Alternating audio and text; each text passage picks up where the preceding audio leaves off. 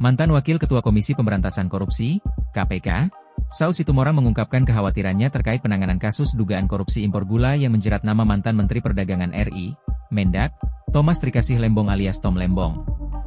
Saud Situmorang yang memiliki latar belakang intelijen merupakan salah satu dari 4 wakil ketua KPK yang mendampingi Ketua KPK Agus Raharjo. Ia menjabat posisi tersebut sejak 2015, tetapi memutuskan untuk mengundurkan diri pada 12 September 2019 karena kasus revisi Undang-Undang KPK. Harus hati-hati urus perkara yang ada kerugian negara, tetapi tidak ada kickback. Menyoroti kasus Tom Lembong, Saud menilai, seharusnya perkara tersebut diperlakukan dengan hati-hati, sebab tidak ditemukan adanya kickback. Saud pun memaparkan, satu hal yang ia khawatirkan selama bertugas di KPK adalah perkara korupsi yang menimbulkan kerugian negara, tetapi tanpa ada kickback. Dalam konteks hukum, kickback bisa diartikan sebagai pembayaran ilegal atau suap yang diberikan sebagai imbalan atas perlakuan istimewa atau bantuan dalam suatu transaksi atau keputusan, sebagaimana dikutip dari integrity-indonesia.com. Bahkan, Saud mengaku sampai harus sangat berhati-hati dalam menangani kasus dugaan korupsi di mana ada kerugian negara, tetapi tidak ditemukan kickback-nya. Hal inilah yang terjadi pada Tom Lembong, yang tetap dijatuhi vonis hukuman 4,5 tahun penjara dan denda Rp750 juta subsidiar 6 bulan kurungan.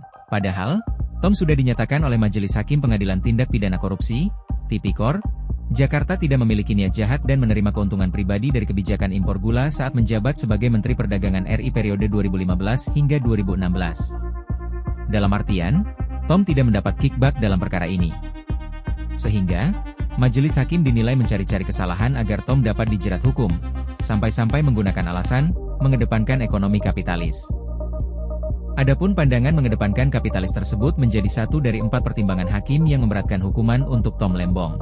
Selanjutnya, Saud Situmorang membahas kewenangan KPK untuk menindak penyelenggara negara yang diduga terlibat tindakan korupsi berdasarkan Pasal 2 Undang-Undang Nomor 20 Tahun 2001 tentang perubahan atas Undang-Undang Nomor 31 Tahun 1999 tentang pemberantasan tindak pidana korupsi.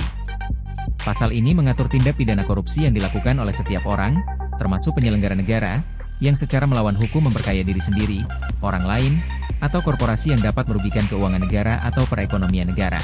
Menurut Saud, Pasal 2 ini harus diperlakukan dengan hati-hati pula, karena rentan untuk mengkriminalisasi penyelenggara negara meski aspek kerugian negara, mens rea, dan actus reusnya masih diperdebatkan. Situasi tersebut, menurutnya, bisa membuat perkara yang ditangani melebar kemana-mana.